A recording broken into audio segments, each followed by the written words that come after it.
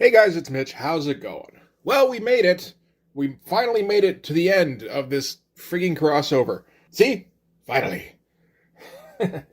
So now we see what wonders Eric Stevenson and Richard Horry can concoct for the end of this epic storyline. This is Extreme Prejudice Part 7 of 7, Bloodstrike number 10.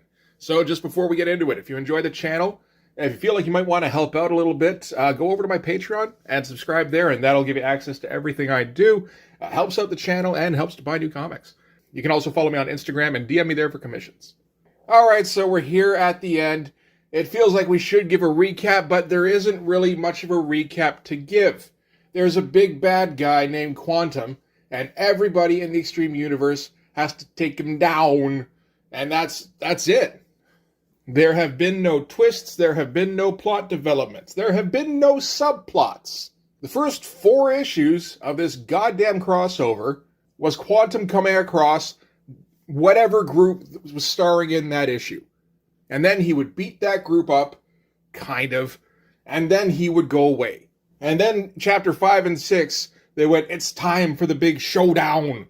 And they all kind of gathered together. Quantum started smashing up the Washington Monument, and then they stood around and talked about how they're all going to fight, and they're all so powerful, but they're all going to take each other down.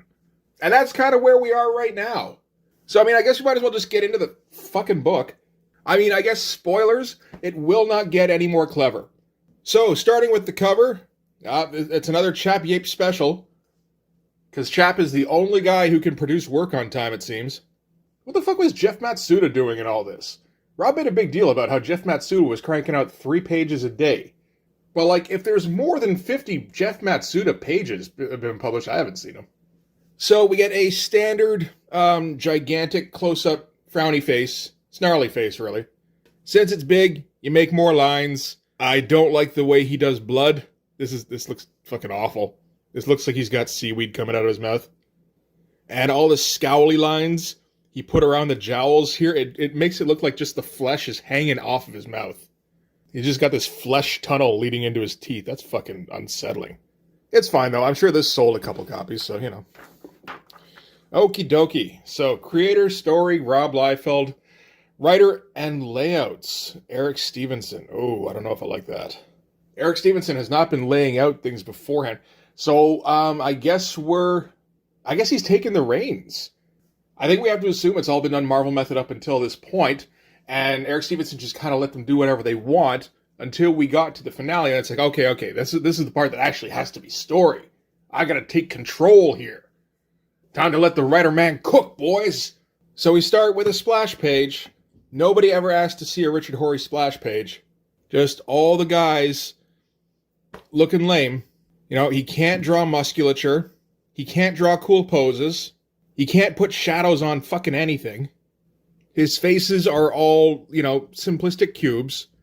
It's just terrible. And, this is what you're fucking capping this thing with.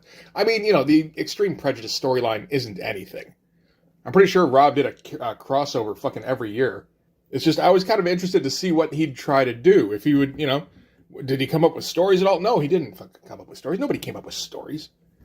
So the one thing we should point out here is the Brotherhood of Man guys are the Brotherhood of Man guys.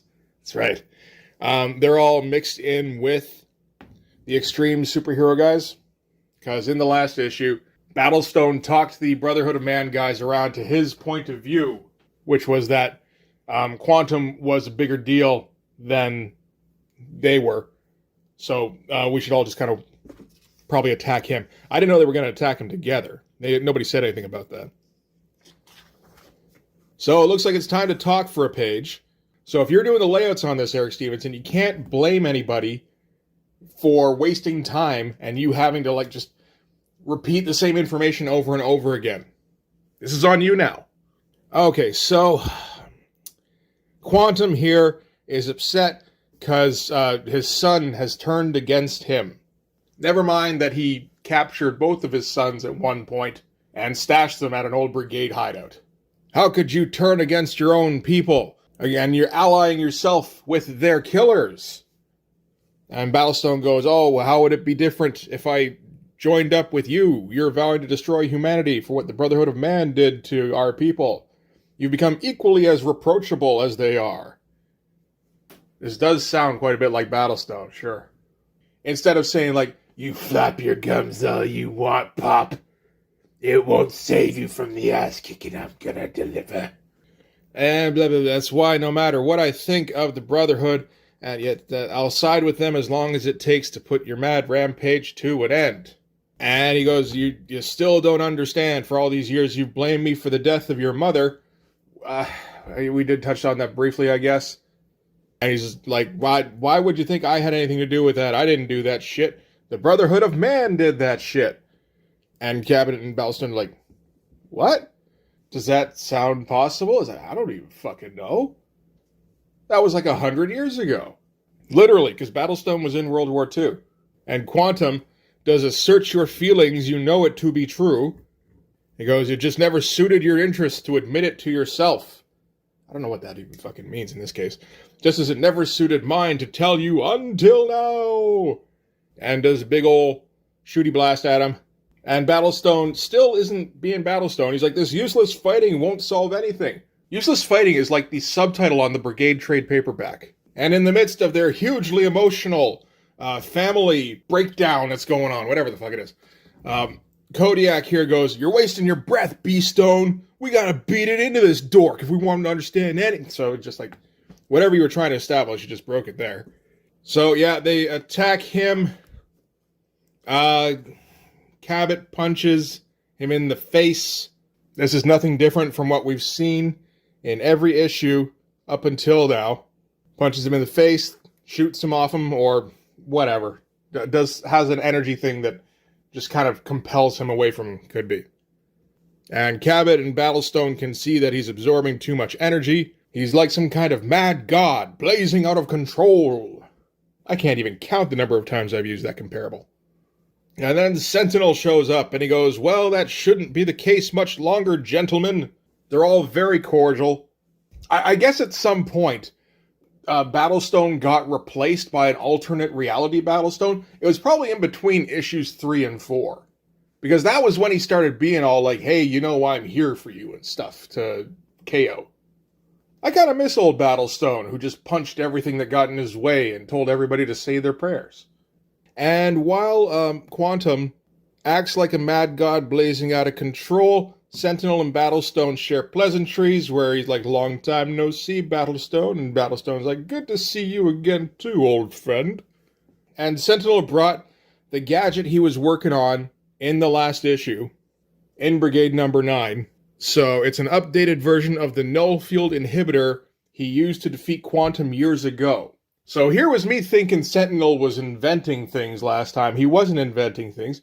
Somebody invented it the last time they had to take Quantum down, and it took Sentinel 5 issues to remember it. And man, does this art suck.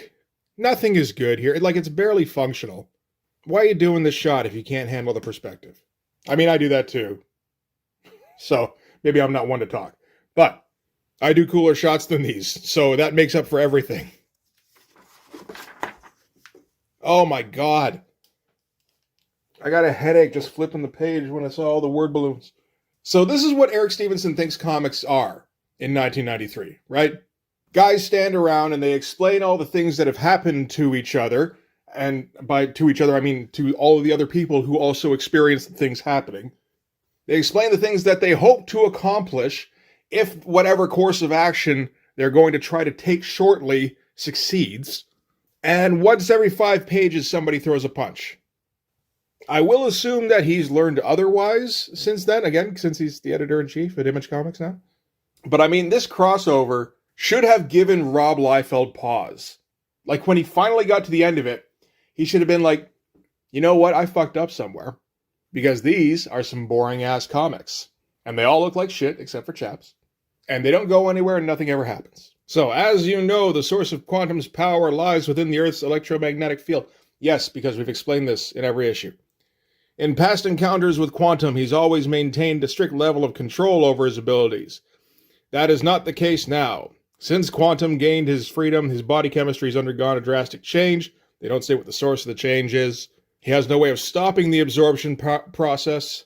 So this has made him more powerful than ever before. But on the other, he now poses untold harm not only to continued existence of the Earth's ecostructure, dependent on the radiation he's absorbing, but to himself. And, I mean, the null field inhibitor does exactly what you think it's going to do. It turns off his powers. And for the inhibitor to work, it has to be affixed to Quantum's body. And at that, Proctor shows up with his cavalry, which is the guy he recruited, Rain, and the Extreme Warrior, who was sent to kill Proctor, until Rain told him, hey, wait, you're a new men guy too. And I guess he just went, oh shit, man, my bad. So they're going to somehow help.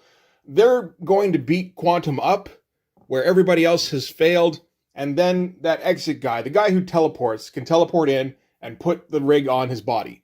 And that's the big plan. And again, you know, just kind of crappy shots all over the place. This is like the big Infinity Gauntlet montage, where you just kind of pan the scene and see all the carnage. Although we just saw one guy who's smoking. That's, you know, Cougar, and I think he's fine at the end of this. Like, we had to close up on a guy's mouth at the end here. That's a fucking... And again, that was Eric Stevenson's idea. And from here, we cut to Noble and the guy here. I don't think these are the Brotherhood of Man, are they? These are the Covenant of the Sword, aren't they? Yeah, they are too. For some, I was just assuming that they were linked to the Brotherhood of Man guys. Okay. And I mean, it doesn't help that nobody has mentioned the Covenant of the Sword. I suppose we're just supposed to know. There haven't been that many Image comics to this point. You know, you're just supposed to follow them all. So since this is still a Bloodstrike book, we have to introduce some kind of Bloodstrike subplot or something. We didn't really have to do that with any of the other books, but, you know, this is the finale, so we, you know, if you're going to come up with something, now's the time to slide it in, I guess. So the objective seems to be to turn Project Born Again against the U.S. government. So they're going to try and reveal its existence to the public. Bloodstrike must be exposed for the terrifying farce it is if we wish to turn the American people against their leaders. And the way they're going to do that is, if we recall, Savage Dragon number 7, Cyberface was murdered there, and he was going to testify against Overlord. So what they're going to do is they're going to offer to revive Cyberface, and they're going to leak the information to the press that they've done that. And that's fine. That's not a bad idea. I have to wonder how much Eric Larson was involved in that idea, because, you know, he's actually pretty good at developing plot stuff. So back to the battle. Back to the terrible action. Foreplay. This is supposed to be a double punch to Quantum here, but because of where the flashy thing was placed, it looks like she bops him on the top of his head. Bad pose, bad finish. Riptide's going to suck all the water up and hit him with a giant tidal wave. Like, look at this shit. This is supposed to be exciting, right? This is the climax of the story. And they're doing silhouettes of the guys fighting. And you can't, like, we're doing a close-up on Riptide's eye with, I mean, I guess blasty stuff going on in the background here. None of the hits look good. This should be like epic shit, theoretically. So I guess he knocked Foreplay away from him by ground punching. And then Shogun comes up, and I guess something happens in here because Quantum yells no. I can't fucking see what it was, though. And I guess he's hitting Shogun back because Dutch has to run in to his rescue. That's not a terrible shot. That's probably the best shot in the fucking book, to be honest. And so, yeah, he runs in, and then something fashumes. We can't see it over here. And Dutch maybe got hit. He probably got hit. But, again, we don't see anything. There's no impacts in this comic book. This is one of the saddest attempts at an action story I've ever seen. Then Riptide continues sucking all the moisture up, and the strain is, like, overpowering. And all of this is, again, just trying to distract Quantum so that that teleporty guy can teleport in and slap a harness on Quantum there. And I imagine that because she's sucking in all the water, it just kind of sucked her head, like, right down to her shoulders. Like, so her neck got all scrunched like a turtle. And then this is the big hit, with Riptide hitting Quantum with the tidal wave. And then at the end of it, he just kind of collapses. And it's all so fucking bad. I suppose this pose for Riptide isn't too bad. It's fairly dynamic with the twistiness, but the finish is terrible. And you can't see much of anything's going on. There's no sense of, again, impact. And this is just like a fucking wah-wah moment. Judging by the fact this is like a spread, I guess this was meant to be impressive. And then he didn't come up with any exposition for it. So what's the justification for that? So now it's time for Rain, who was brought in specifically for this to play a key role in subduing Quantum. So what he does is something telekinetic-y, and Quantum screams. And I mean, at this point, even I was like, wait, what? Seriously? You couldn't actually come up with something specific for him to do? Or at least come up with an explanation for why telekinesis would work better on him than, gunfire and water and fucking power blasts and bopping him on the head. Like, I can see that being the case, telekinesis being more effective. Just tell me why that is. So, while he's being telekineticized somehow, that's Exit's cue to teleport in. Again, just everything unimpressive looking. Now, mind you, Richard Horry would design this worse, undoubtedly. So I guess there's that. This doesn't look as bad as it probably would have.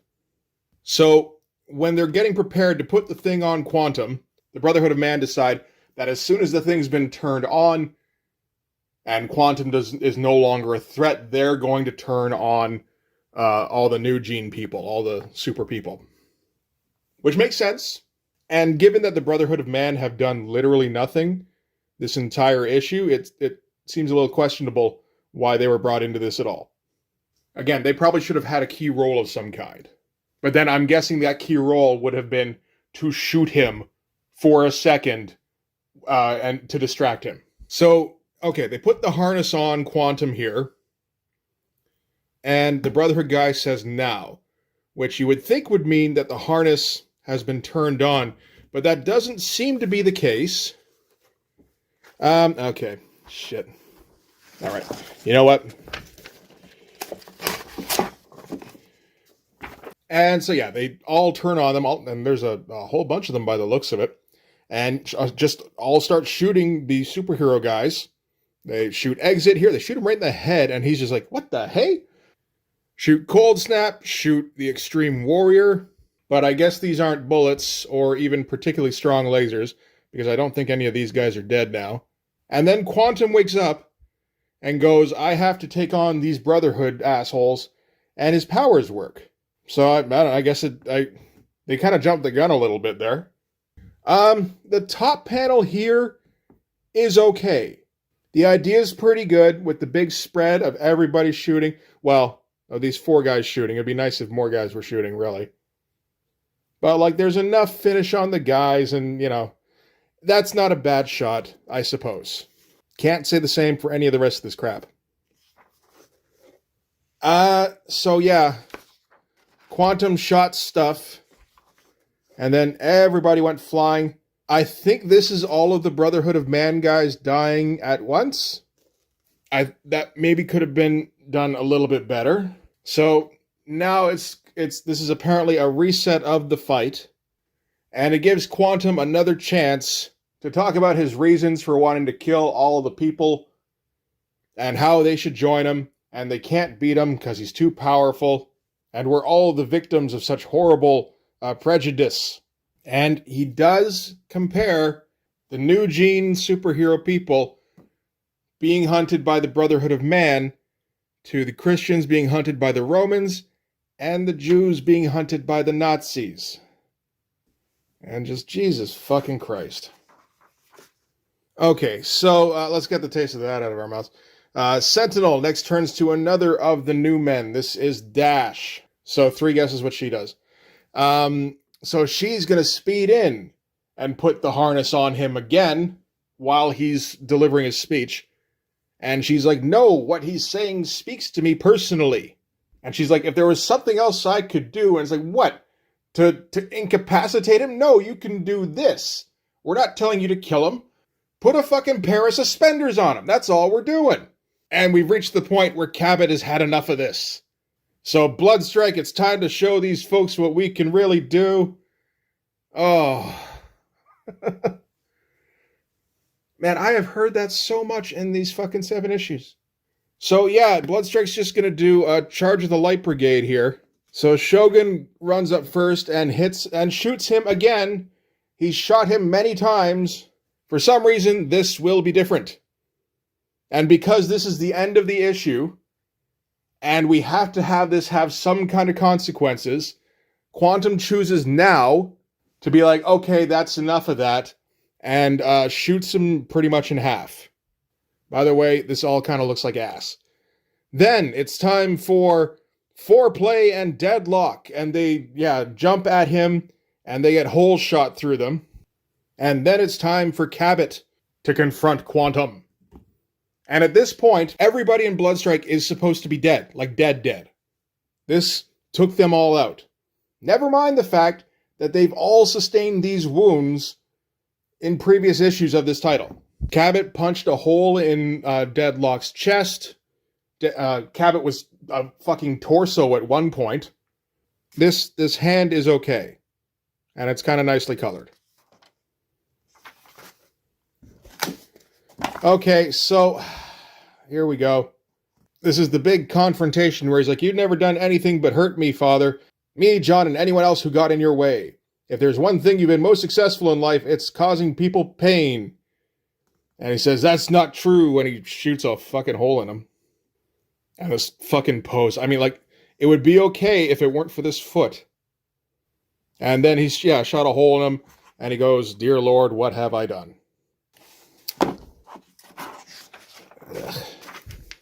And Cabot does his tough guy talk. Where he's like, gonna go back on the slab for this one for sure. What's this, the 50th time?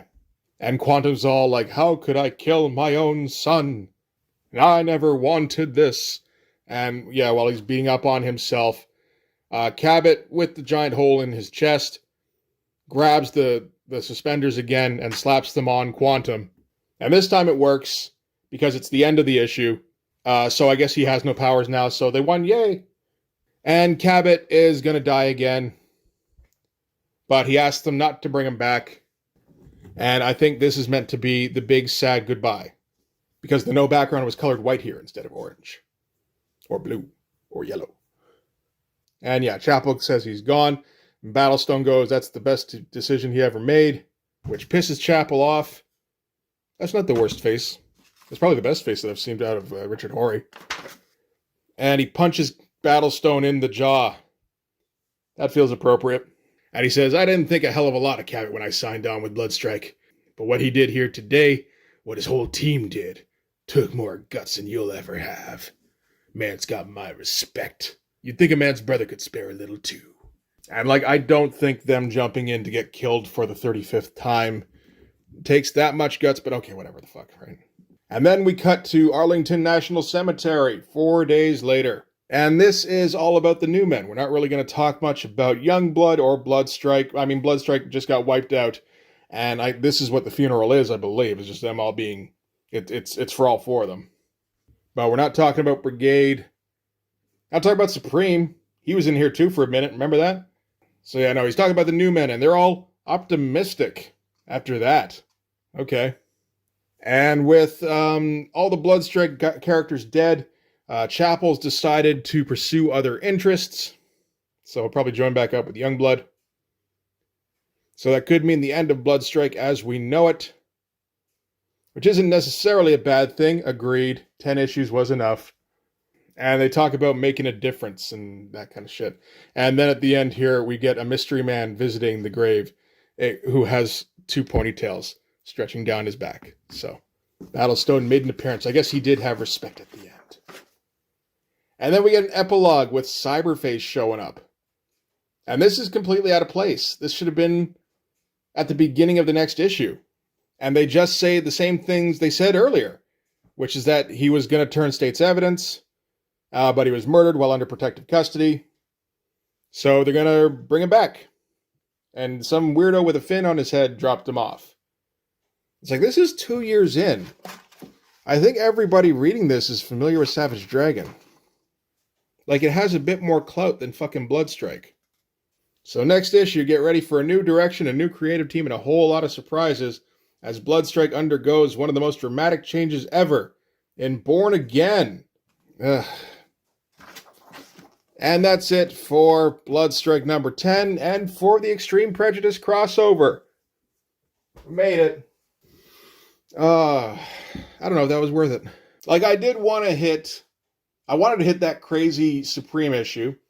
I wanted to get those Merit issues in, obviously. That was going to happen regardless. And I did want to kind of take a look at, like Chappie Ape after he's had a little bit of time to settle in. But man, those Richard Horry issues just took it out of me. And the writing was even worse than I thought it would be. I guess I thought they might learn a little bit of something. I don't know why I thought that. There was no evidence that they'd learned anything. Everything we'd seen up until now. Like, I read every issue of Brigade up until this. I read all the Bloodstrike issues up until the end of the Keith Giffen era. All 3 issues of that. To see if Eric Stevenson would do anything interesting with it going forward, and he refused. I'm not sure why the fuck I thought this would be any different. I don't think I did, but I figured at the end of it, it'd be like, man, that was fun. And that doesn't feel like it's the case. But seriously, like, think of the timeline for Bloodstrike. They brought him in specifically for the Blood Brothers crossover. Keith Giffen stuck around for 3 issues and gave them some subplots to work with. And some storyline ideas. And they flushed those. And then 4 issues later, said, okay, we need to get rid of this fucking team. Like, how bad were the sales on this book? Must have been pretty fucking bad. And thinking about it, I think Brigade very shortly completely switches its lineup as well. And I mean, both this and Brigade get canceled at issue 22. So a lot of floundering going on at Extreme Studios. Not really surprising or anything, but... So yeah, maybe not shockingly, it seems like it's tough to keep a shit Extreme comic afloat. So yeah, that's it for the Extreme Prejudice crossover. I hope you enjoyed it. I did occasionally, although for me it's not so much about enjoying it, it's more of a duty. Given how many Extreme books I'd looked at leading up to this, it felt kind of required, like this was some sort of culmination. Of course, that was before I read it. After reading it, I was like, oh yeah, no, this is horseshit. But we couldn't have known that at the time unless we looked at all of the evidence. So anyway, I guess that'll do it. Thanks very much for watching. If you like this video, please hit like, hit subscribe, hit the notifications so you know when the next one's coming out. Go over and subscribe on my Patreon. That'll give you access to everything I do, from the Blood Force stuff to the YouTube videos before they get uploaded to YouTube, as well as some Patreon exclusive content. You can also follow me on Instagram and DM me there for commissions, and you can join the Blood Force Discord server. Links are in the description. And yeah, that'll do it. Thanks again for watching. I'll see you guys in the next one. Bye-bye.